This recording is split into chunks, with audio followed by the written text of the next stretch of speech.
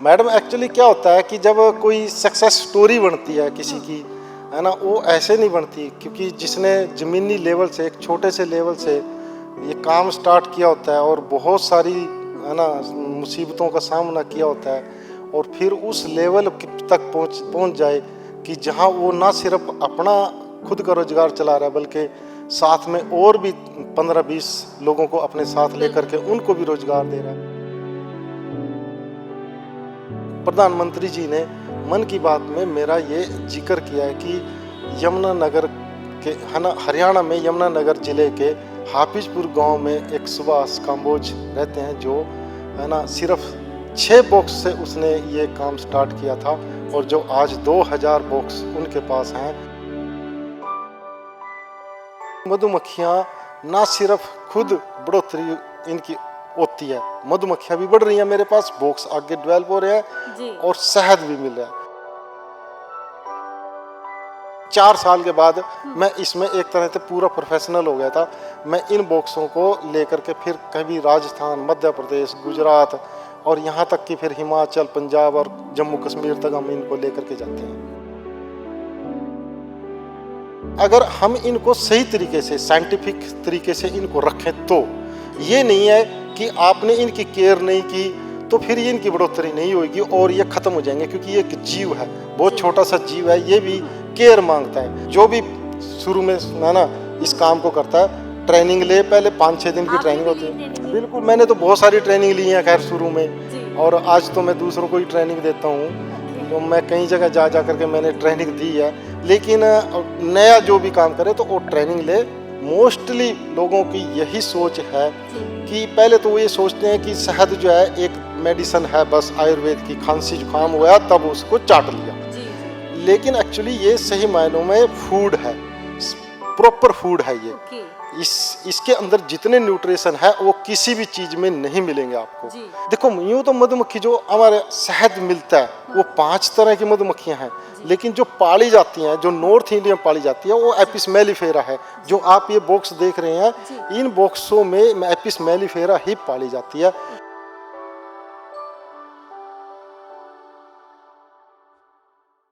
ਸਤਿ ਸ਼੍ਰੀ ਅਕਾਲ ਦਰਸ਼ਕੋ, ਤੁਸੀਂ ਦੇਖ ਰਹੇ ਹੋ ਰੋਜ਼ਾਨਾ ਸਪੋਕਸਮੈਨ ਟੀਵੀ ਤੇ ਮੈਂ ਹਰਜੀਤ ਕੌਰ। ਜਿਵੇਂ ਕਿ ਤੁਹਾਨੂੰ ਪਤਾ ਹੈ ਕਿ ਹਰਿਆਣਾ ਦੇ ਵਿੱਚ ਅਲੱਗ-ਅਲੱਗ ਜ਼ਿਲ੍ਹੇ ਦੇ ਵਿੱਚ ਜਾ ਕੇ ਉਸ ਕਿਸਾਨ ਤੱਕ ਪਹੁੰਚ ਕਰਦੇ ਆ ਜਿਹੜੇ ਕਿ ਕਈ ਨੈਸ਼ਨਲ ਅਵਾਰਡਡ ਨੇ ਤੇ ਕਈਆਂ ਨੇ ਫਸਲਾਂ ਦੇ ਵਿੱਚ ਰਿਕਾਰਡ ਤੋੜੇ ਨੇ। ਪਰ ਇੱਕ ਐਸਾ ਕਿਸਾਨ ਜੋ ਸੁਭਾਸ਼ ਕੰਬੋਜ ਬੀ ਫਾਰਮ ਦੇ ਨਾਲ ਜਾਣਿਆ ਜਾਂਦਾ ਹੈ, ਹਰਿਆਣੇ ਦੇ ਵਿੱਚ ਦਾਮਲਾ ਦੇ ਵਿੱਚ ਹੈ ਕਿਸਾਨ ਸੁਭਾਸ਼ ਜੀ, ਜਿਹੜੇ ਕਿ ਮੱਖੀ ਦਾ ਕਹਿ ਸਕਦੇ, ਮਧੂਮੱਖੀ ਪਾਲਣ ਦਾ ਕੰਮ ਕਰਦੇ ਨੇ। ਤੁਸੀਂ ਦੇਖ ਸਕਦੇ ਹੋ ਵੱਡੇ ਵੱਡੇ ਡੱਬੇ ਇੱਥੇ ਪਏ ਹੋਏ ਨੇ। ਇਹ ਨਹੀਂ ਕਿ ਮਧੂਮੱਖੀ ਪਾਲਣਾ ਹੀ ਆ, ਇੱਥੋਂ ਤੱਕ ਕਿ ਉਹਦਾ ਹਰ ਇੱਕ ਪ੍ਰੋਡਕਟ ਬਣਾ ਕੇ ਖੁਦ ਸੇਲ ਕਰਦੇ ਨੇ। ਜਿੱਥੇ ਅਸੀਂ ਦੇਖਦੇ ਹਾਂ ਕਿ ਕਿਸਾਨ ਸਿਰਫ ਫਸਲ ਉਗਾਉਂਦਾ ਆ ਤੇ ਜਾ ਕੇ ਮੰਡੀ 'ਚ ਸਿੱਟ ਆਉਂਦਾ ਆ, ਪਰ ਉਹ ਕਦੇ ਇਹ ਨਹੀਂ ਦੇਖਦਾ ਕਿ ਉਹਨੂੰ ਉੱਥੋਂ ਤੱਕ ਦੀ ਕੀਮਤ ਮਿਲਦੀ ਆ। ਪਰ ਜੋ ਮਾਰਕੀਟ ਦੇ ਵਿੱਚ ਜਾਂਦਾ ਆ ਤੇ ਮਾਰਕੀਟ ਦੇ ਵਿੱਚ ਕੀ ਉਹਦੀ ਕੀਮਤ ਹੁੰਦੀ ਹੈ, ਇਹ ਅੰਦਾਜ਼ਾ ਵੀ ਨਹੀਂ ਲਗਾ ਸਕਦਾ ਕਿ ਘੱਟ ਪੈਸਿਆਂ ਤੇ ਉਹਦੀ ਚੀਜ਼, ਉਹਨੂੰ ਪੈਸੇ ਘੱਟ ਮਿਲਦੇ ਨੇ ਪਰ ਉਹਦਾ ਮੁਨਾਫਾ ਕੋਈ ਹੋਰ ਲੈ ਜਾਂਦਾ ਹੈ।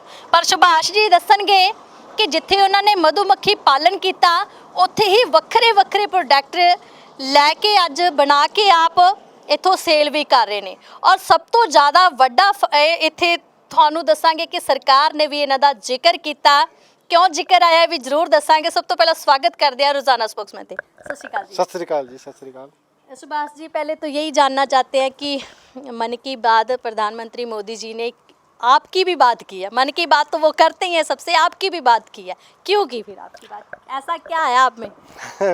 मैडम एक्चुअली क्या होता है कि जब कोई सक्सेस स्टोरी बनती है किसी की, है ना, वो ऐसे नहीं बनती, क्योंकि जिसने ज़मीनी लेवल से, एक छोटे से लेवल से ये काम स्टार्ट किया होता है और बहुत सारी, है ना, मुसीबतों का सामना किया होता है और फिर उस लेवल तक पहुंच जाए कि जहां वो ना सिर्फ अपना खुद का रोजगार चला रहा है बल्कि साथ में और भी 15-20 लोगों को अपने साथ लेकर के उनको भी रोजगार दे रहा है, तो ये एक सक्सेस स्टोरी बन जाती है।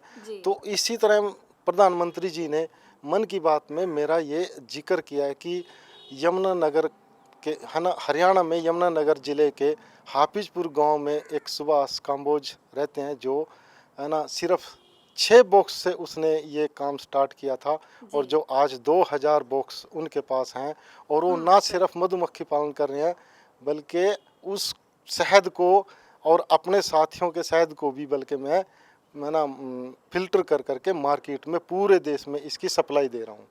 तो इसलिए ये मन की बात में ये मेरा जिक्र आया है। सुभाष जी, हम यही जानना चाहते हैं, इससे पहले आप क्या कर रहे थे?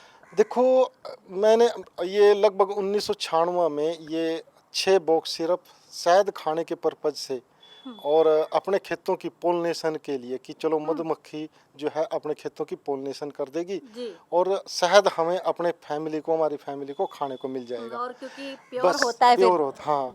तो बस उस पर्पज से मैंने ये 6 बॉक्स अपने खेतों में रखे थे अपने दोस्त से लिया करके और उस टाइम ये 5500 रुपए के मिले थे मुझे। तो उस टाइम तो मैं टीचिंग करता था और खेती करता था, 10 एकड़ की खेती है हमारे पास। तो हम खेती के साथ साथ मैं टीचर था। तो मैंने ये फिर नोटिस किया कि ये मधुमक्खियाँ ना सिर्फ खुद बढ़ोतरी इनकी होती है, मधुमक्खियाँ भी बढ़ रही हैं मेरे पास, बॉक्स आगे डेवलप हो रहे हैं और शहद भी मिल रहा है। उस टाइम हमारे यहाँ फ्लोरा है ना, जो मधुमक्खी को चाहिए फूल, चाहे वो सूरजमुखी के हैं, सरसों हैं और यहाँ तक कि यहाँ पे सफ़ेदा यूकेलिप्टस बहुत भारी मात्रा में होता था। तो उस टाइम हमें यहाँ पर बहुत अच्छा इसका बेनिफिट मिला और धीरे धीरे हम इसको फिर डेवलप करते चले गए और जो कि आज मेरे पास ना सिर्फ 2000 बॉक्स हैं बल्कि मैं ये शहद जो मेरा 45 से 50 टन मेरा खुद का शहद हो जाता है उसको अपने खुद का फिल्टर करके मार्केट में उतारता हूँ। जी, जैसे आपने कहा कि हम खुद करते हैं, ये 6 बॉक्स से आपने शुरू किया, आपको कैसे लगा कि इसमें ज़्यादा मुनाफा तो यही बिजनेस किया जाए? देखो, ये मैंने आपको अभी बताया कि जब मैंने ये 6 बॉक्स एक साल में इनका रिजल्ट देखा कि वो 6 बॉक्स से 8-9 बॉक्स हो गए मेरे पास एक साल में, मधुमक्खियाँ यानी बढ़ गई और साथ में जो शहद जितना मैंने 5500 रुपये की ली थी तो वो उतने का शहद बेच दिया मैंने। तो इस तरह मेरे को ये लगा कि ये काम अगर मैं और इसको बढ़ाता जाऊंगा तो फिर ये काम मेरे को अच्छा लगा और फिर ये मान लो कि 4 साल के बाद मैं इसमें एक तरह से पूरा प्रोफेशनल हो गया था। मैं इन बॉक्सों को लेकर के फिर कभी राजस्थान, मध्य प्रदेश, गुजरात और यहाँ तक कि फिर हिमाचल, पंजाब और जम्मू कश्मीर तक हम इनको लेकर के जाते हैं। जी, मतलब ये बॉक्स जब आप लगाते हैं तो इसमें मक्खियाँ कैसे पैदा हो जाती है? हर कोई कहेगा कि ये बॉक्स तो लगा दिए, पूरे बंद भी लगते हैं, लेकिन मक्खियाँ कहाँ से इसमें बढ़ जाती है? देखो, ये रानी मधुमक्खी होती है इसमें जो एक अंडा देती है, बच्चे पैदा होते हैं तो ये बढ़ोतरी होती चली जाती है इनकी। जैसे पशुओं की बढ़ोतरी होती है, गाय भैंस की, इसी तरह इनकी भी बढ़ोतरी होती जाती है।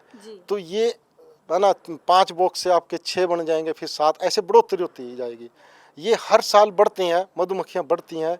हालांकि अगर हम इनको सही तरीके से, साइंटिफिक तरीके से इनको रखें तो ये नहीं है कि आपने इनकी केयर नहीं की तो फिर ये इनकी बढ़ोतरी नहीं होगी और ये ख़त्म हो जाएंगे, क्योंकि ये एक जीव है, बहुत छोटा सा जीव है, ये भी केयर मांगता है।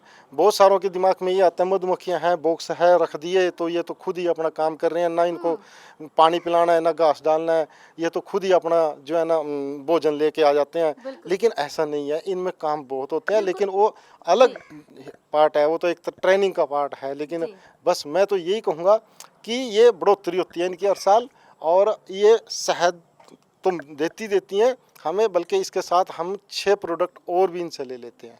पहले तो यही जानना चाहते हैं कि आपने कहा कि ये भी मतलब कि इसको भी घास डालना पड़ता है या कुछ भी फीड डालनी पड़ती है, लेकिन सबसे बड़ा सवाल ये है कि अगर मधुमक्खी पालन करना है तो कैसे करें, कैसे इसकी विधि होती है?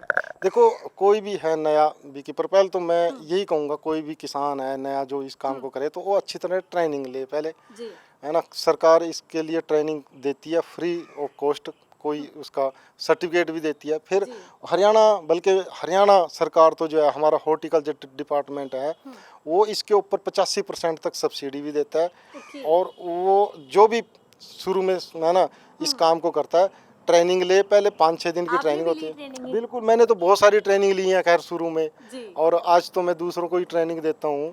मैं कई जगह जा जा करके मैंने ट्रेनिंग दी है, लेकिन नया जो भी काम करे तो वो ट्रेनिंग ले, फिर इसका जो है ना जो सर्टिफिकेट मिलता है उसके ऊपर सब्सिडी मिलती है गवर्नमेंट की तरफ से। ये भी देखा जाता है कि कई बार हम सड़कों पे जाते हैं तो सफेदों के पास या सड़क के किनारे भी ऐसे डिब्बे रखे होते हैं, उनका क्या फ़ायदा? क्या वो भी वैसे भी पाल सकते हैं? हाँ, एक्चुअली सही तरीका नहीं है, वो सड़क के बिल्कुल पास नहीं होना चाहिए क्योंकि पोल्यूशन आता है, गाड़ियाँ चलती हैं। कहाँ होना चाहिए? ये अंदर इंटीरियर एरिया में, वहाँ से रोड से हट करके आधा किलोमीटर 1 किलोमीटर अंदर हट करके होना चाहिए, खेतों में, जंगल में, फूल, मतलब ऐसी जगह हो ताकि इनको कोई भी ट्रैफिक की डिस्टर्बेंस ना आए और कोई पोल्यूशन ना आए, क्योंकि गाड़ियाँ चलेंगी तो वो पोल्यूशन भी तो आएगा ना, डिस्टर्बेंस भी होगी। और शहद है वो सब चीज़ को खींचता है, वो धुएं को और पोल्यूशन को भी खींचेगा, तो ये ऐसी जगह पे नहीं होना चाहिए। इसके अलावा आपने कौन कौन से प्रोडक्ट है जो हनी के ही बनाए हैं? देखो, हम जो है ना अगर हम उसकी बात करें कि शहद पे ही डिपेंड नहीं है, क्योंकि अगर हम किसान को भी लें कि अगर वो जैसे आपने बताया कि अपना अनाज जो है ना मंडी में बेच दिया जा करके, उसने उसकी वैल्यूडेशन तो की नहीं और उसने मार्केटिंग की नहीं है, इसलिए उसको अपनी कीमत पूरी लेता नहीं है। लेकिन हम क्या करते हैं, हमने कुछ वैल्यूडेशन की है, जैसे हम इससे कुछ 5 तरह के अलग अलग, जैसे जामुन का सिरका है ना, तो हम विनेगर बना रहे हैं जामुन का, एप्पल का, है ना, विनेगर यानी सिरका, वो भी बना रहे हैं, और हम 8-9 तरह के जो है ना ये मुरब्बे भी इससे तैयार कर रहे हैं। तो वैल्यूडेशन करके ये शहद में तैयार कर रहे हैं, गुलकंद वगैरह वो शहद में। बिल्कुल, मुरब्बों की बात करते तो चीनी का वो गोल ढला होता है उसमें। बिल्कुल बिल्कुल, मार्केट में आपको सारे वो मुरब्बे और गुलकंद जो है ना वो चीनी वाले मिलेंगे, आप शहद डालते हैं? शहद के में डाल करके तैयार करते हैं, तो ये वैल्यूडेशन प्रोडक्ट हो गए, तो इनकी कीमत आपको 2 पैसे फालतू मिल जाएगी, आपकी इनकम में इजाफा जाएगा।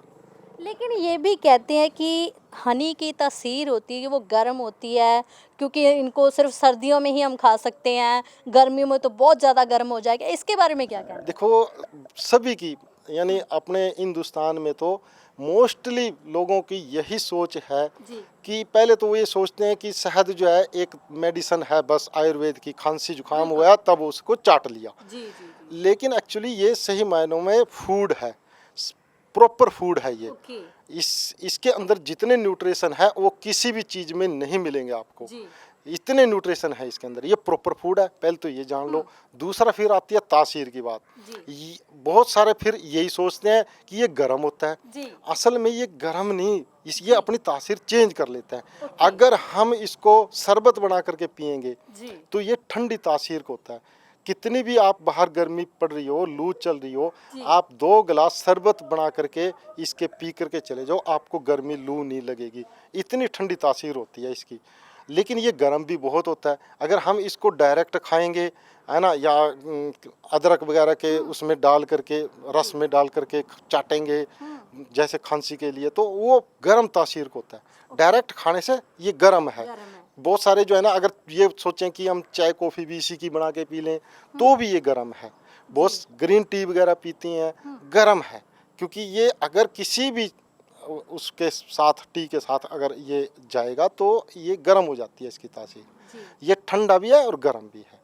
मतलब कि सिचुएशन के हिसाब से आप ये अपनी तासीर चेंज कर लेता है। अगर गर्म चीज़ में हो तो गर्म हो जाएगा, ठंडी चीज़ में हो तो ठंडा होगा। हाँ, नहीं ऐसा भी नहीं है कि अब अगर हमने थोड़ा गर्म ओसा पानी लिया कि वो गर्म है, इसका मतलब ये नहीं है कि उसकी तासीर गर्म हो रही है, क्योंकि वो पानी, हाँ वो तो पानी है। हाँ, बस ये है, ये ठंडा भी है, गर्म भी है। हाँ। लेकिन आप ये हनी के नाम पे तो आप मशहूर है ही, आप तो आपका फार्म है कि कंबोज बी फार्म है आपका, और आपने एवरी डे लिखा हुआ है हनी आपके मिलता है। आपने और भी कई कुछ बनाया, जैसे गुलकंद हो गई, सिरका जैसे आप बात कर रहे हैं, तो वो प्रोडक्ट आपने कैसे इससे तैयार किए?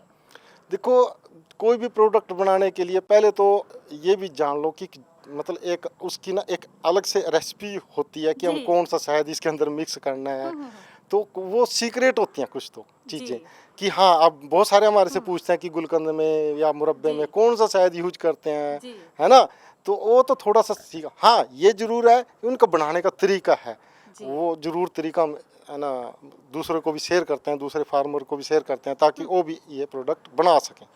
हाँ जी।